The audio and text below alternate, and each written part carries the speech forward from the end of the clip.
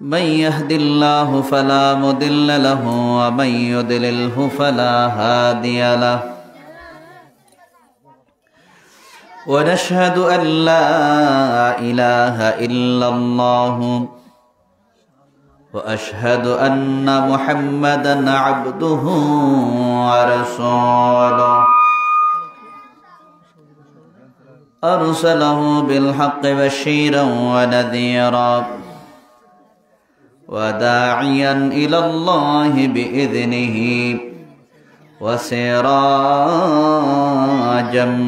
منيرا فقد قال الله تعالى في كلامه المجيد والفرقان الحميد أعوذ بالله من الشيطان الرجيم بسم الله الرحمن الرحيم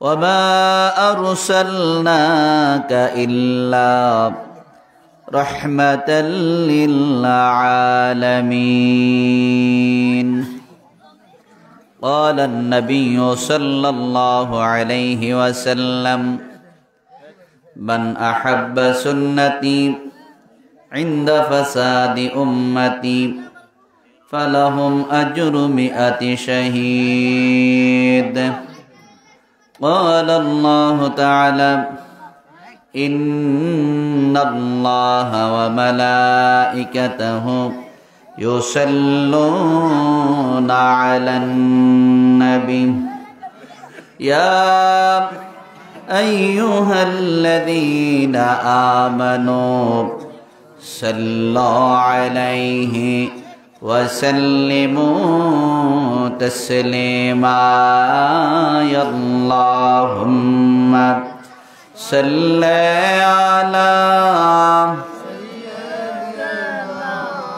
مولانا محمد وعلى آل سيدنا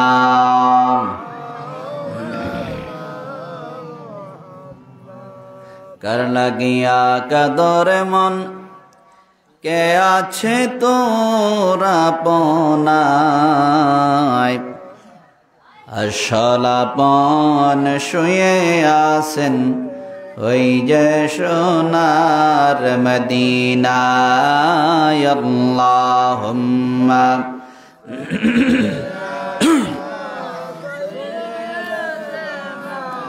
মাওলানা মুহাম্মদ ওয়া আলা আলি সাইয়্যিদিনা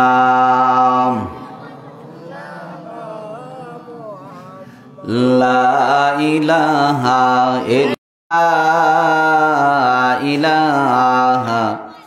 ইল্লাল্লাহু মুহাম্মাদুর রাসূলুল্লাহ সাল্লাল্লাহু আলাইহি ওয়াসাল্লাম কুররাতু আইনি বিকা ইয়া রাসূলুল্লাহ।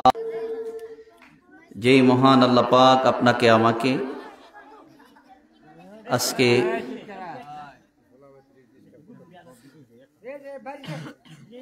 এই মাহফিলে আসার এবং বসার মতো তৌফিক দান করেছেন, মহান আল্লাহ পাকের নিকট শুকরিয়া আদায় করে আরেকবার বলি আলহামদুলিল্লাহ। আল্লাহ পাক যদি আপনাকে আমাকে তৌফিক না দিতেন, সুযোগ না দিতেন, তাহলে আপনাকে আমাকে আজকের এই মাহফিলে আসা এবং বসা সম্ভব হতো না। আমরা যে আসতে পেরেছি, বসতে পেরেছি, এটা আল্লাহ পাক খাস রহমত। আল্লাহর রহমত ছাড়া কোনো ব্যক্তি ভালো কাজ, নেক কাজ করতে পারে না। তাই আল্লাহ পাকের নিকট শুকরিয়া আদায় করে আরেকবার বলুন আলহামদুলিল্লাহ। বিশেষ করে এই শাবান মাসের শেষ পর্যায়ে আজকে 17ই শাবান, এমন একটি পর্যায়ে আজকে এই নাসরুল্লাহ ভাইয়ের বাড়িতে বলদিবাড়ি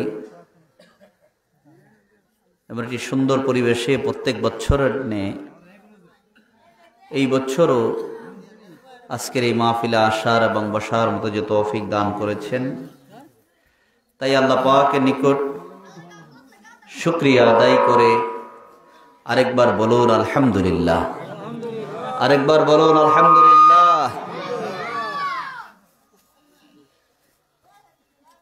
আল্লাহ পাক যদি আপনাকে আমাকে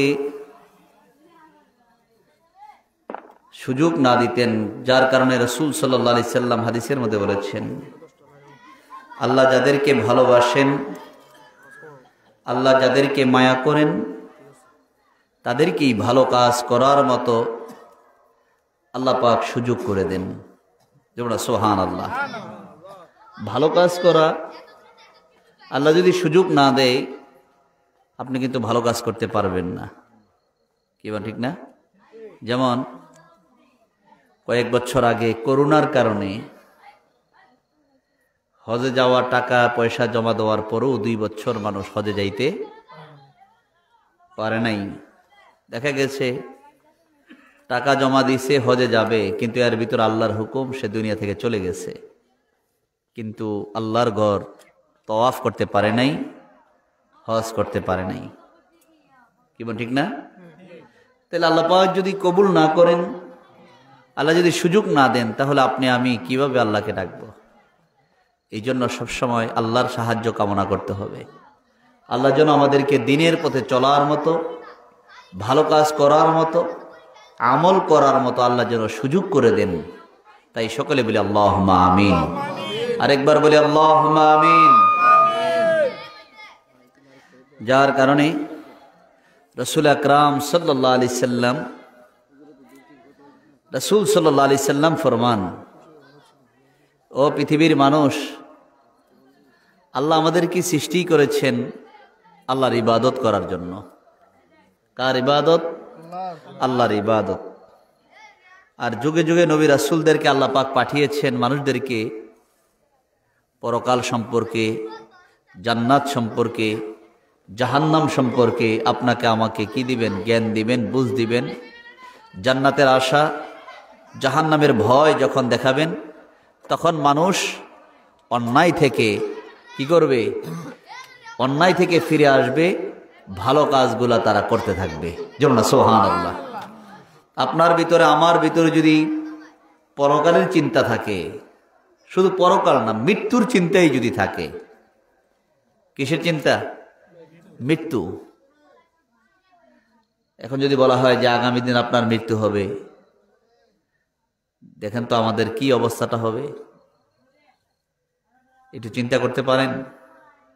যেমন যদি এই মৃত্যুর সময়টা যদি বান্দার জানা থাকতো, তাহলে বান্দার অবস্থাটা কেমন হতো। কিন্তু এই মৃত্যুর চিন্তাটা আমরা করি না, কিন্তু মৃত্যু তো আমাদের অনিবার্য। মৃত্যু আমাদের অনিবার্য না? আজ না হয় কাল, যে কোনো সময়, যে কোনো মুহূর্তে আপনার আমার মৃত্যুর ডাক চলে আসতে পারে। এখন মৃত্যুর জন্য আমরা কি প্রস্তুতি নিলাম? আর মৃত্যুর যে কত যন্ত্রণা, কত কষ্ট, যার কারণে বলা হয়েছে তুমি যদি মৃত্যুর যন্ত্রণা বুঝতে চাও, তুমি নিজে নিজে তোমার শ্বাসটা একটু বন্ধ করো, বন্ধ করে দেখো তোমার কাছে কেমন লাগে। কি বলেন ঠিক না? একটু শ্বাসটা বন্ধ করে রাখলে, যখন রাখতে পারবেন না তখন যদি আপনাকে চাপ দিয়ে ধরে রাখে, তখন কষ্টটা কেমন লাগবে? যার কারণে বলা হয়েছে যে একটা জীবন্ত বকরি, জীবন্ত কি একটা ছাগলকে যদি তাকে জবাই না করে তার প্রাণটা বের যদি না হয়, ওই সময় জীবন্ত বকরিটার শরীর থেকে চামড়াগুলা খুললে বকরিটা যেমন কষ্ট পায়, এটা মানুষের দেহ থেকে রুহটা যখন বের হয় এর চাইতে আরো বেশি কষ্ট পায়। এর চাইতে আরো বেশি কি পায়? কষ্ট পায়। এমন যন্ত্রণা, এত কষ্ট পায়। তাহলে এত কষ্ট যদি পায়, তাহলে এই যন্ত্রণা, এই মৃত্যুর যন্ত্রণা আমাদের সকলের জন্য অপেক্ষায় আছে কিনা? হ্যাঁ, সকল আছে কিনা? এই জন্য আল্লাহ পাক বলছেন, বান্দা তুমি মৃত্যু থেকে লুকাইয়া কোথায় যাইবা? আইনামা তাকুনু, আল্লাহ যে বলছেন আইনামা, কই যাইবা? যাওয়ার মতো রাস্তা আছে? যাওয়ার মতো কোনো রাস্তা? আপনি কি বলতে পারবেন যে আমাদের এই বলদি বাড়ির কিছু লোক আছে যে মালাকুল মউত আজরাইল তার খুঁজে পায় না? কেউ এমন মানুষ আছে নাকি যে মালাকুল মউত আজরাইল তাদেরকে কি করে না, খুঁজে পায় না? যার কারণে এই লোকগুলো আজকে 200, 300, 400, 500 বছর হয়ে গেছে, এখনো তারা মৃত্যুর স্বাদ কি করে না, গ্রহণ করে না। এমন আছে নাকি? এমন নাই। আল্লাহ যখন আপনার হায়াতের বেলা শেষ হয়ে যাবে, 40 দিন আগেই আপনি জমিনে চলাফেরা করেন, কিন্তু আকাশে খবর হয়ে যায় এই লোকটা 40 দিন পরে দুনিয়া থেকে কি হয়ে যাবে, বিদায় হয়ে যাবে। আপনি তো দিব্যি চলতেছেন, অনেকে আছে না দিব্যি চলাফেরা করে হঠাৎ করে মারা যায়, কিন্তু আল্লাহর দরবারে আকাশে কিন্তু খবর হয়ে গেছে এই লোকটা কি 40 দিন পরে দুনিয়া থেকে কি করবে, চলে যাবে। কিন্তু তার ভিতরে এমন কোন ফিকির, মৃত্যুর জন্য প্রস্তুতি নেওয়া, এই ধরনের কোন চিন্তা ফিকির তার ভিতরে নাই। এই মৃত্যুর জন্য যার মৃত্যুর ভয় থাকে, হাদিস শরীফের মধ্যে আছে রাসূল সাল্লাল্লাহু আলাইহি ওয়াসাল্লাম ফরমান, দৈনিক মৃত্যু কবর তাকে 70 বার ডাকে। কয়বার? 70 বার ডাকতে থাকে। ওরে আল্লাহর বান্দা, তুমি আমার উপরে জোরে জোরে কদম দিয়ে হাঁটো, জোরে জোরে আওয়াজ দিয়ে কথা বলো, তোমার আওয়াজে জমিনের মানুষগুলা থরথর করে কাঁপে, ভয় পায়। কিন্তু এমন একটা দিন আসবে, এমন একটা সময় আসবে, ওই সময়ে তোমার জবান বডি সব থাকবে, কিন্তু তোমার রূহটা বের হয়ে যাওয়ার পরে চেহারাটা মলিন হয়ে যাবে। আমার ভিতরে তোমার আপনজনগুলা এই কবরের মধ্যে, মাটির মধ্যে রেখে যাবে। দুনিয়ার কোনো মানুষ তোমাকে আর ঘরে রাখবে না, এই মানুষগুলা ঘরের মধ্যে আর জায়গা দিবে না, এই মানুষগুলা তোমাকে ঘর থেকে বের করে দিবে, এই মানুষগুলা তোমাকে আমাকে বাড়ি থেকে চিরজীবনের জন্য বের করে দিবে। তখন তুমি আফসোস করতে থাকবে, এই দুনিয়ার জন্য, দুনিয়ার মায়ায় আমি সব কিছু করলাম, দুনিয়ার জন্য আমি কত কিছু করলাম, দিন নাই রাত্র নাই কত পরিশ্রম করলাম। এত পরিশ্রম করার পরও দুনিয়ার মানুষগুলা আজকে আমাকে এতিম করে বাড়ি থেকে বের করে দিচ্ছে। কেউ ঠিক না? দুনিয়ার মানুষগুলো আপনাকে বাড়ি থেকে বের করে দিবে, কেউ আপনাকে আমাকে দুনিয়ায় রাখবে না। কিন্তু নবীজি ফরমান, এই মাটি তোমাকে দৈনিক 70 বার, কয়বার? 70 বার ডাকে। আমার ভিতরে আসবে একদিন, তুমি আমার ভিতরে আসবে, ওই সময়ে তোমার দুনিয়ার কোনো বাহাদুরি, দুনিয়ার কোনো কিছু তোমার কাজে লাগবে না, দুনিয়ার কোনো রং তামাশা যত কিছুই বলো না কেন, তোমার যত কিছুই থাকুক না কেন, দুনিয়ার কোনো কিছু তোমার উপকারে আসবে না। মৃত্যু আল্লাহ যখন ডাক দিবে, আপনাকে আমাকে চলে যেতেই হবে। কি কন? আল্লাহ ডাকে কি করতে হবে? চলে যেতে হবে। আপনি যদি বলেন যে না আমার একটু কাজ আছে, কাজটা শেষ করে লই, ইগন সুযোগ আছে নাকি? যে আমার ছেলেটা এখনো বিয়ে শাদী করাইতে পারি নাই, আমার মেয়েটাকে এখনো বিয়ে শাদী দিতে পারি নাই, আমার তো অনেক কাম আছে, আজরাইল সাল্লামের কয় আজকে না পরে দেখা করেন। কেন এমন হইব নাকি? হ্যাঁ, সবাই কোন এমন হইব? আরে এত বিরক্ত মাইকটা। ওই সময় কি এগুলা বলা যাবে? সব জায়গায় বলা যায়, কিন্তু আল্লাহ পাকের ফেরেশতার বরাবর কোনো কিছুই চলবে না, চলবে না। মুসা আলাইহিস সালামের একটু রাগ বেশি। মুসা আলাইহিস সালামের একটু কি রাগ বেশি। শুনছেন না, আজর আলাইহিস সালাম রে থাপ্পড় দিয়া চোখ বার করে লেছিল। আজর আলাইহিস সালাম রে থাপ্পড় দিয়া কি করছে? একদম এক চোখ বার করে লেছে। হ্যাঁ, আমার আইসো রূপ কবজ করতে, আমার হায়াত আরো আছে। দিছে ঠিক মতো একটা দিছে, ভরে করে চোখ বেরিয়ে গেছে। আজর আলাইহিস সালাম আল্লাহর কাছে গিয়ে কয়, আল্লাহ তুমি কার কাছে পাঠাইছো? এর দি মেজাজ আমার সাথে আরো গরম। মেজাজ মুসা আলাইহিস সালামের মেজাজ কি? উনি যখন রাগ হইতেন, ওনার গায়ের পশম গুলা দাঁড়ায় যেত। পশম গুলা কি করতো? চুলগুলা খাড়া হয়ে যেত, চুলগুলা খাড়া হয়ে যেত। কি মেজাজ! ওই মুসা আলাইহিস সালাম এত মেজাজ হওয়ার পরও ওই মুসা আলাইহিস সালামের মৃত্যুর স্বাদ গ্রহণ করা লাগছে কিনা? সকল মৃত্যুর স্বাদ গ্রহণ করা লাগছে কিনা?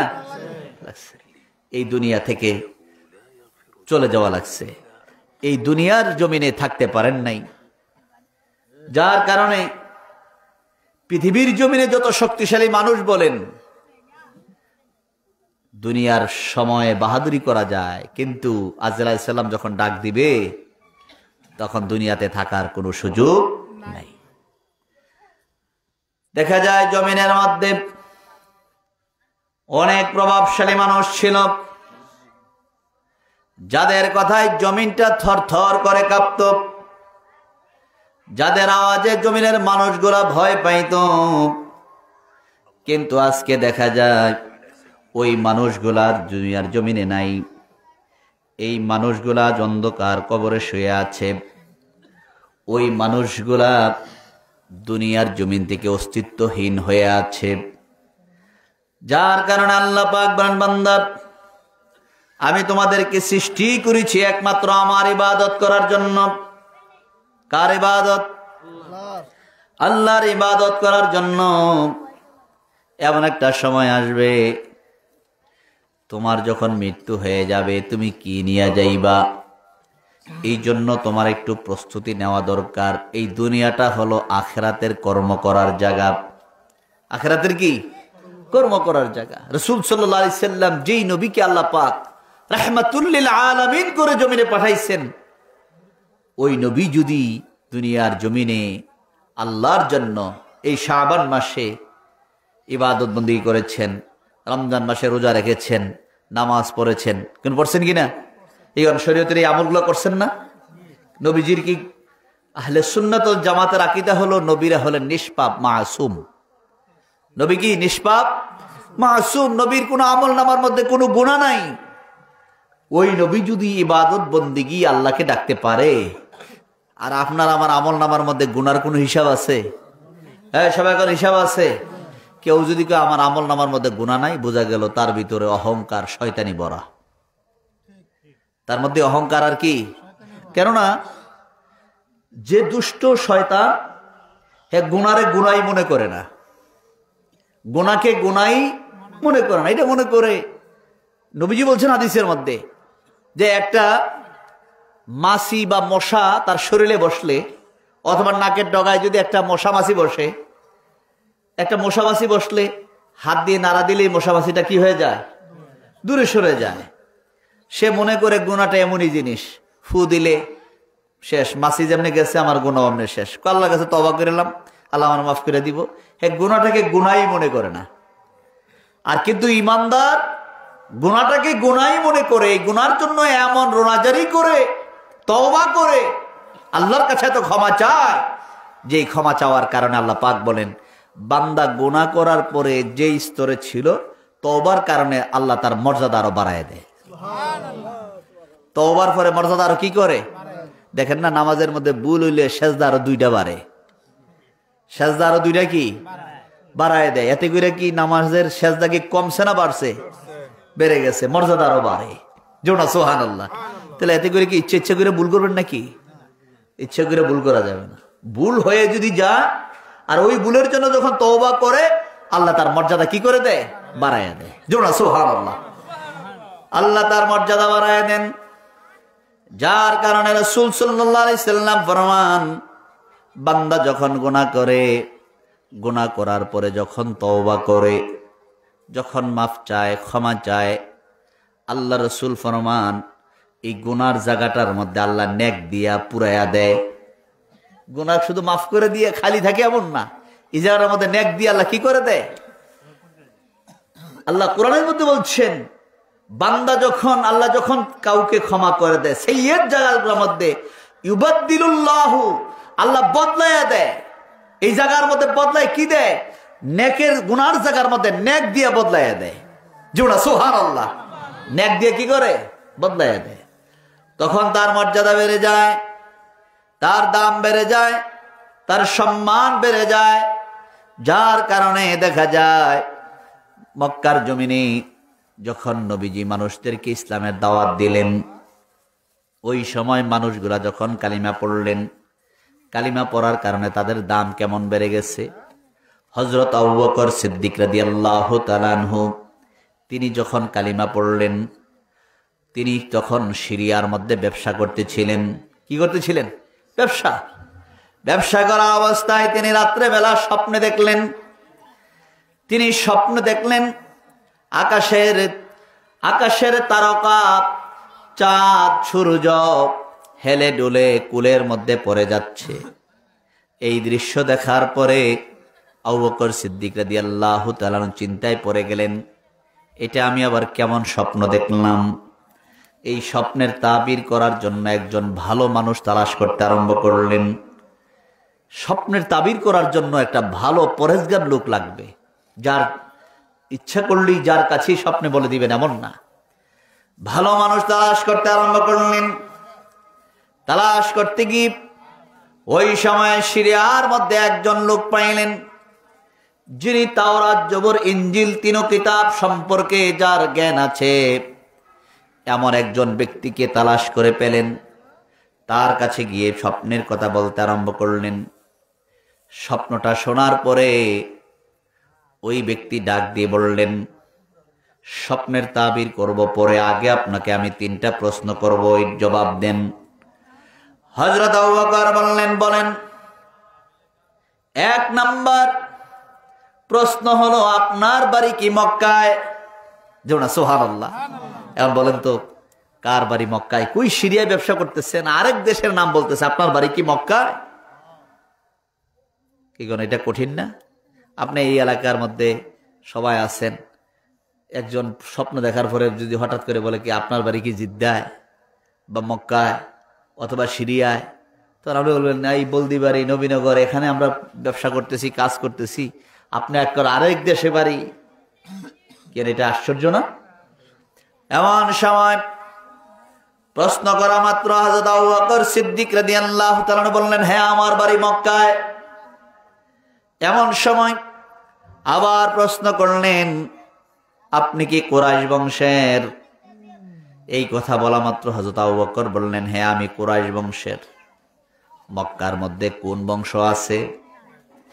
এখন সবাই কি জানে? আমরা এখানে বলদি বাড়ির মধ্যে এই এলাকায় কি কি বংশ আছে, আরেকজন কি অন্য গ্রামের মানুষ কি বলতে পারবে? হযরত আবু বকরকে বললেন, আপনি কি কুরাইশ বংশের?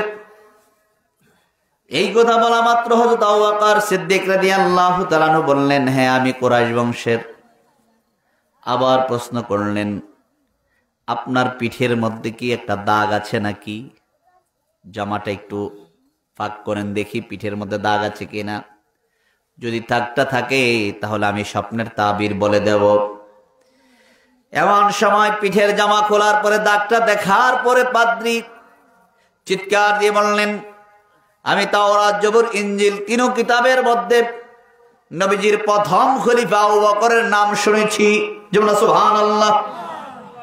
3 কিতাবের মধ্যে আবু বকরের কথা আছে, কিন্তু ওই আবু বকর এমন একটা স্বপ্ন দেখবে, স্বপ্নটা আসার পরে ওই আবু বকর পাদ্রীর কাছে গিয়ে প্রশ্ন করবে, এটা যে আমি হব এটা আমার জানা নাই, কিন্তু আমার পরিচয় জেনে গেছি, আপনার নাম আবু বকর, আপনি ইসলামের প্রথম খলিফা।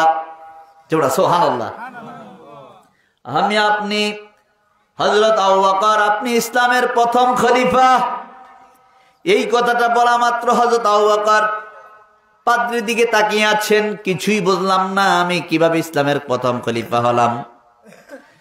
পাদ্রী বললেন, আর সিরিয়ায় থাকা দরকার নাই, আপনি মক্কায় চলে যান, নবীজির হাতে হাত দিয়ে কালিমা পড়ে মুসলমান হয়ে যান, আপনি হলেন ইসলামের প্রথম খলিফা। জোরে সুবহানাল্লাহ। এই কথা শোনার পরে হযরত আবু বকর মক্কার দিকে দৌড়াতে আরম্ভ করলেন। ব্যবসার কাজ ছেড়ে দিয়ে বাড়ির দিকে যখন দৌড়াতে আরম্ভ করলেন মক্কার দিকে, মক্কার কাছে যাওয়ার পরে যেই মাত্র নবীজির সামনে গেলেন, নবীজি ডাক দিয়ে বললেন, আবু বকর তুমি আসছো, আর দেরি করে লাভ নাই, কালিমা পড়ে তুমি মুসলমান হয়ে যাও। এই কথা বলা মাত্র হযরত আবু বকর বললেন, ইয়া রাসূলুল্লাহ, ইয়া হাবিবাল্লাহ, আমি আপনাকে চিনি জানি, এই মক্কার জমিনে আপনার চাইতে ভালো, এই মক্কার জমিনে আর কেউ নাই, আপনার চাইতে উত্তম চরিত্রওয়ালা আর কেউ নাই, আপনার চাইতে আদর্শবান আর কেউ নাই, আপনার চাইতে উত্তম ব্যবহারকারী আর কেউ নাই, আপনি এত ভালো, এই মক্কার জমিনে আপনার চাইতে দ্বিতীয় আর কেউ নাই। কিন্তু আমি আপনাকে ভালো জানি, কিন্তু আপনি যে নবী এটার একটা প্রমাণ চাই। যেমন সুবহানাল্লাহ, আপনি ভালো ঠিক আছে, কিন্তু আপনি যে নবী, তাহলে আমি কালিমা পড়বো, আপনি যে একটা নবী এটা একটা প্রমাণ দেন। যেমন সুবহানাল্লাহ। এমন সময় নবীজি বললেন, আবু বকর তুমি যে সিরিয়ায় স্বপ্ন দেখলা, সিরিয়ায় কি দেখছো? তুমি যে সিরিয়ার জমিনে স্বপ্ন দেখলা, পাদ্রীর কাছে যাওয়ার পরে পাদ্রী যে স্বপ্নের তাবির করলো, এরপরও কি আমি যে নবী এটা বুঝার বাকি আছে নাকি? সুবহানাল্লাহ। হযরত আবু বকর তো আশ্চর্য হয়ে গেছে, ইয়া রাসূলুল্লাহ, ইয়া হাবিবাল্লাহ, আমি সিরিয়ায় কি স্বপ্ন দেখলাম, আর পাদ্রী স্বপ্নের তাবির কি করলো, আপনি মক্কার জমিন থেকে এই স্বপ্নের খবর জানেন। আর সুবহানাল্লাহ। এই কথা বলার পরে হযরত আবু বকর সিদ্দিক রাদিয়াল্লাহু তাআলা আনহু বললেন, হুজুর আমার আর কোনো কিছু জানার বাকি নাই, আমাকে এখনই পড়াইয়া মুসলমান করে দেন, কালিমা পড়াইয়া দেন। সুবহানাল্লাহ। হযরত আবু বকর যখন কালিমা পড়ে মুসলমান হয়ে গেলেন, ওই আবু বকর সিদ্দিক রাদিয়াল্লাহু তাআলা আনহু কালিমা পড়ে মুসলমান হয়ে যাওয়ার পরে ওই আবু বকরের মর্যাদা এত বেড়ে গেছে, ওনার বিশ্বাসের পাল্লাটা এত বেড়ে গেছে, অল্প মুহূর্তে তিনি এত দামি হয়ে গেছেন, নবীর প্রতি এত ইতমিনান বিশ্বাস হয়ে গেছে। আল্লাহ নবীর প্রতি এত ইতমিনান হয়ে যাওয়ার কারণে হযরত আবু বকর আল্লাহ নবীর এত কাছের হয়ে গেলেন, ইসলামের প্রথম খলিফার মর্যাদা পেয়ে গেলেন। সুবহানাল্লাহ।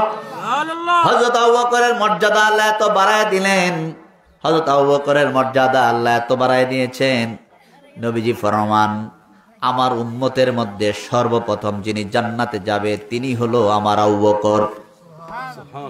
তিনি কে? আমার আবু বকর। আবু বকর আমার এত ভালোবাসে, আবু বকর আমাকে এত মায়া করে। কেমন আদর, কেমন মায়া! হযরত আবু বকরের মায়া কেমন!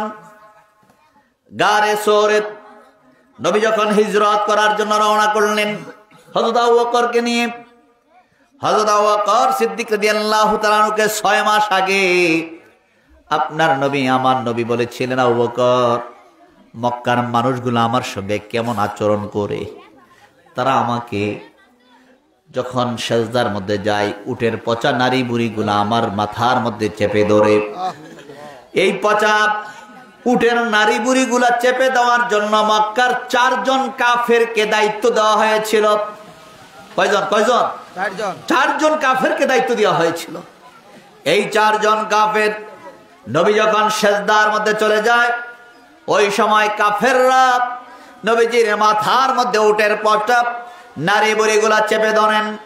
ওইভাবে চেপে ধরার পরে মা ফাতেমা জোহরা রাদিয়াল্লাহু তাআলা আনহা বলেন, আমি মাঝে মাঝে গিয়ে যখন দেখতাম নবী সেজদার মধ্যে পড়ে আছেন, তারা উটের পচা নারী বুড়িগুলা চেপে ধরে রাখছেন, আমার কাছে মনে হলো আমার আব্বা মনে হয় দুনিয়া থেকে বিদায় হয়ে গেছেন।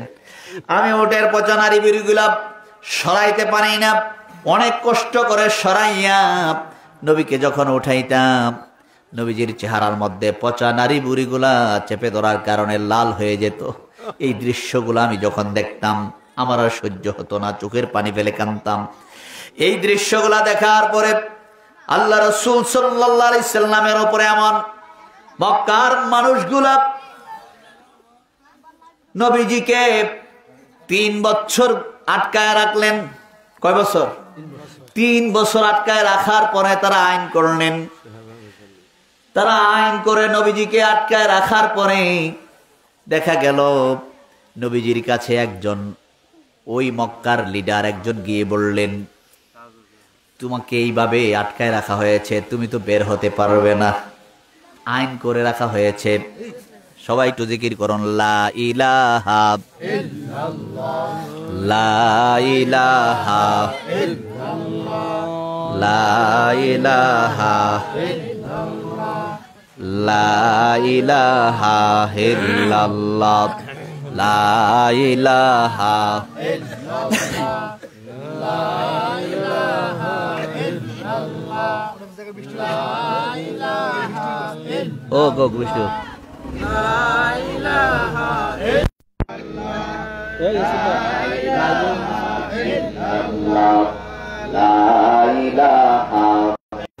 লা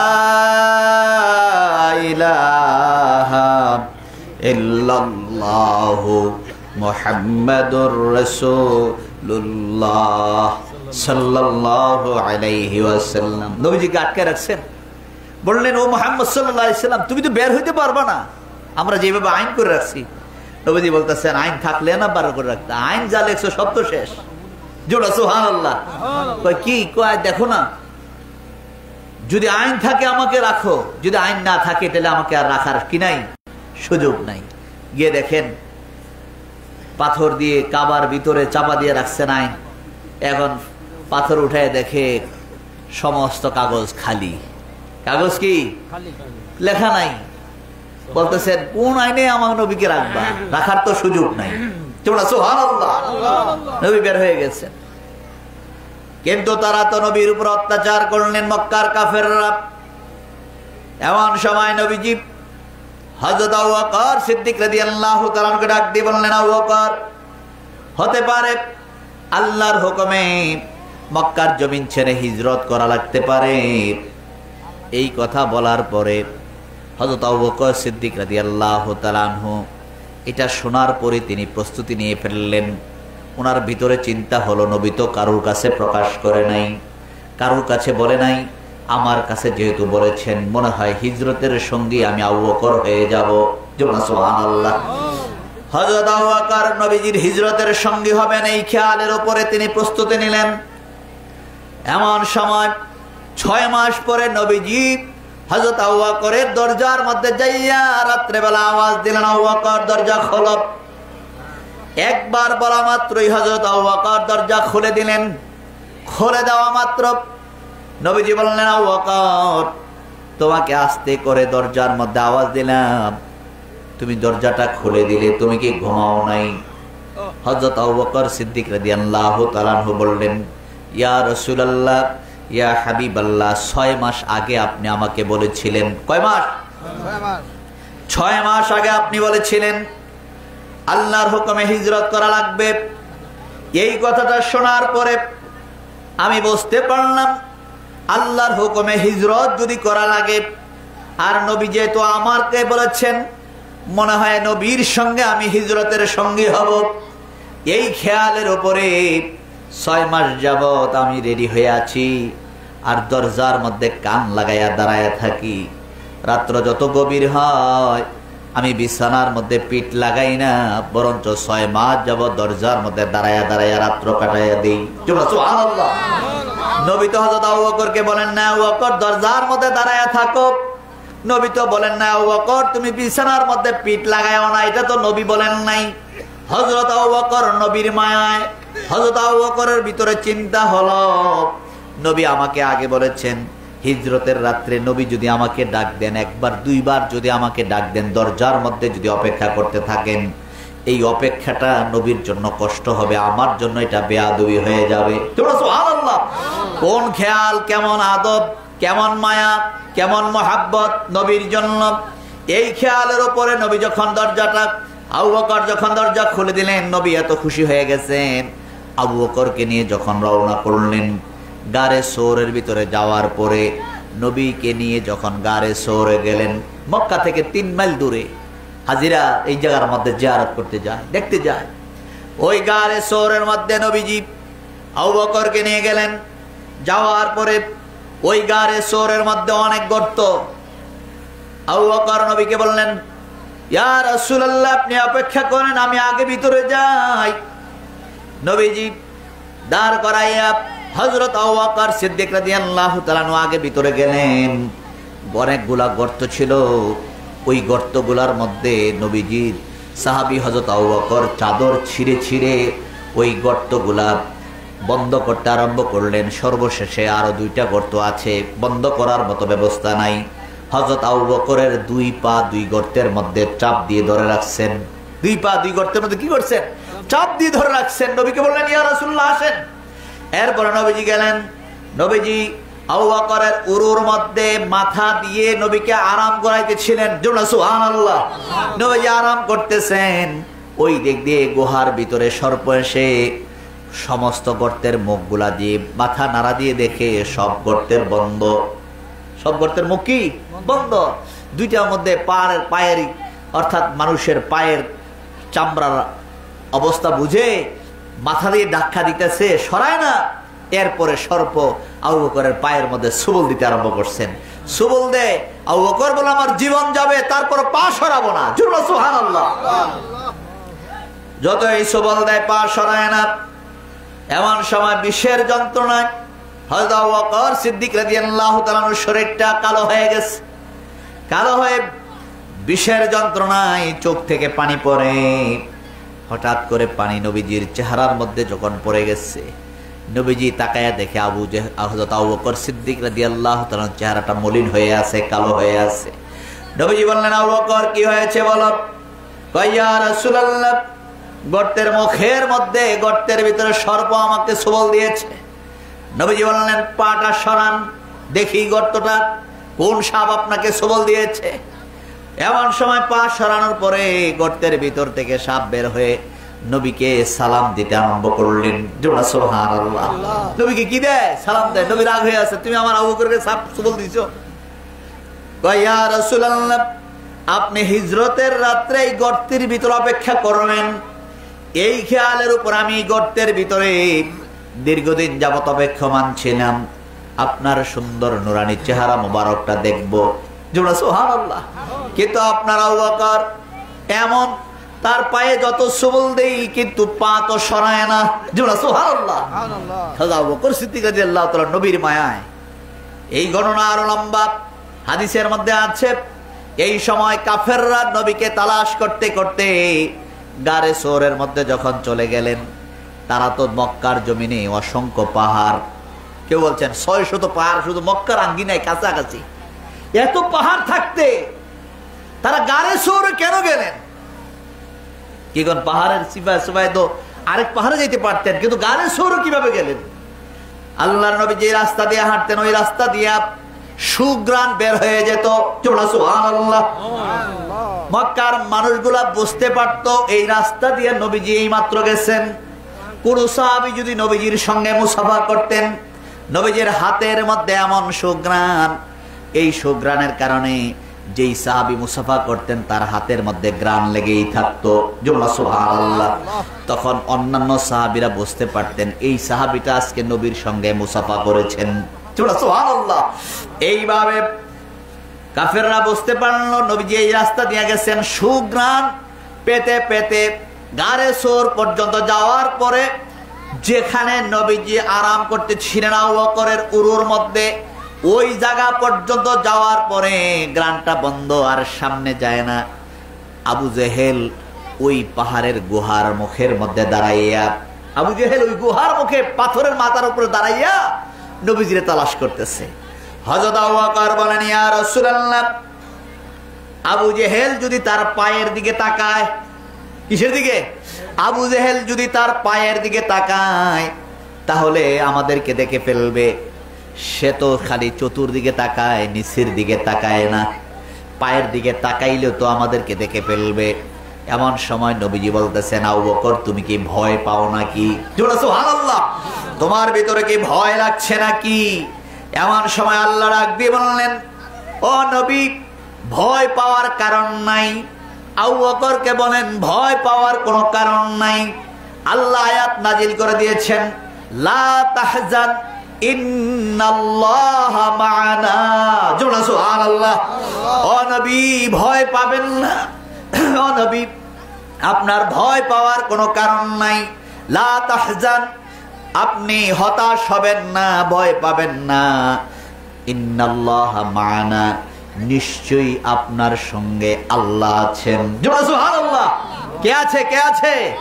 নবীজি ডাক দিয়ে বলেন, আবু বকর, আমরা দুইজন না, আমরা হলাম তিনজন। আমরা কয়জন? অর্থাৎ আপনি আর আমি। আমাদের সঙ্গে আল্লাহ আছেন। আমাদের সঙ্গে কে আছে? আমাদের সঙ্গে আল্লাহ আছেন। আবু বকর, আপনি ভয় পাবেন না, আমাদের সঙ্গে আল্লাহ আছেন। সুবহানাল্লাহ। আবু জেহেল চতুর্দিকে তাকায় কিন্তু নিচের দিকে তাকাইতে পারে না। আল্লাহ বলেন, আমি কাফেরদের গলার মধ্যে বেরি লাগাই দিছি। কি লাগাই দিছি? তাদের গলার নিচে লোহার শক্ত বেরি লাগাই দিলে যেমন মানুষগুলা নিচের দিকে তাকাইতে পারে না, আপনার গলার মধ্যে টাকশান লাগাই দিলে শক্ত, আপনি কি নিচের দিকে তাকাইতে পারবেন? কাফেরদের গলার মধ্যে গিল্লুন বলা হয়েছে, বেরি লাগাই দিছি, তারা নিচের দিকে তাকাইতে পারে না, খালি উপরের দিকে তাকায়, উপরের দিকে তাকায় তাকায় হাঁটে। আল্লাহ কয়, আমি তাদের গলার মধ্যে বেরি লাগাই রাখছি, নিচের দিকে তাকাইতে পারে না। আমার নবীর দিকে কিভাবে তাকাবে? আল্লাহ বলেন, আমি আমার নবীর হেফাজত আমি আল্লাহ স্বয়ং নিজে করি। সুবহানাল্লাহ। আবু জেহেল হাজার চেষ্টা করতে পারবে, চতুর্দিকে তালাশ করে, কিন্তু পায়ের দিকে তাকাইলেই নবীকে দেখবে, কিন্তু পায়ের দিকে তাকাইতে পারে না। আল্লাহ বলেন, নবী গো, আমি আপনাকে কাফেরদের ভিতর থেকে হেফাজত করে, তাদের মাঝখান থেকে বের করে, আবার গারে সোর থেকে হেফাজতে রেখে আমি আপনাকে সুন্দরভাবে মদিনার মধ্যে পৌঁছায়া দিলাম। সুবহানাল্লাহ। এই ক্ষমতা কার? এই শোনো, এই ক্ষমতা কার? আল্লাহ বলেন, আমি পারি, আমি পারি। বান্দা, তুমি যদি আমার খাস বান্দা হয়ে যাও, তুমি যদি আমার নৈকট্যশীল বান্দা হয়ে যাও, তোমার মর্যাদা আল্লাহ বাড়ায় দিবেন। কে বাড়াই দিবেন? কে বাড়াই দিবেন? আল্লাহ দামি করে দিবেন, আল্লাহ মর্যাদাশীল করে দিবেন। যেমন আবু বকর সিদ্দিক রাদিয়াল্লাহু তাআলা মর্যাদা কে বাড়াইছেন? শোন, কে বাড়াই দিছে? আল্লাহ কো, আবু বকর, ওনার মধ্যে তো ৬৩ বছর জিন্দেগিতে নামাজ, রোজা, ইবাদত, বন্দেগী সব তো অন্যান্য সাহাবীরা যেভাবে ইবাদত করছেন উনি এইভাবেই ইবাদত করছেন, কিন্তু ওনার মর্যাদা আলাদা কেন বাড়লো? ওনার মধ্যে নবীর প্রতি বিশ্বাস, নবীর ভালোবাসা, নবীর মহাব্বত সকলের চাইতে সবচেয়ে বেশি ছিল। সুবহানাল্লাহ। সবচেয়ে কি বেশি ছিল, যার কারণে হযরত আবু বকরের মর্যাদা আল্লাহর কাছে সবচেয়ে কি বেশি। সাহাবীদের মধ্যে সবচেয়ে দামি সাহাবী তিনি কে? হযরত আবু বকর সিদ্দিক রাদিয়াল্লাহু তাআলা। একমাত্র মর্যাদাশীল হওয়ার পিছনে কারণ আমার নবীর ভালোবাসা, মহাব্বত আবু বকরের মধ্যে সবচেয়ে কি বেশি ছিল। সুবহানাল্লাহ। এই জন্য নবীর ভালোবাসা, নবীর মহাব্বত যার মধ্যে বেশি থাকবে তার মর্যাদা আল্লাহ কি করবেন? বাড়ায়া দিবেন। আর নবীর সঙ্গে দুশ্মনী করলে, কে কেন? আবু জেহেল সবার লগে ভালো, কিন্তু দুশ্মনী কার সঙ্গে করছেন? সবাই কোন কার সঙ্গে? নবীদের সঙ্গে। নবীদের সঙ্গে দুশ্মনী। বেশি বেশি করে দূর চললে যদি কেউ শৈল ফোরায় তাহলে এটা দুশ্মনী না? সবাই কোন এটা দুশ্মনী নেই। এটা কার বরাবর? সবার দুশ্মনীটা কার বরাবর? নবীজির বরাবর। নবীজির বরাবর দুশ্মনী করলে উপায় আছে? সবাই কোন উপায় আছে? এই জন্য একজন সাহাবী বললেন, মা আয়েশা সিদ্দিকা রাদিয়াল্লাহু তাআলা বলছেন, হুজুর, হাসরের ময়দানে আপনার পড়শি কারা হবে? কাছের কারা হবে? কে আপনার কাছে থাকবে?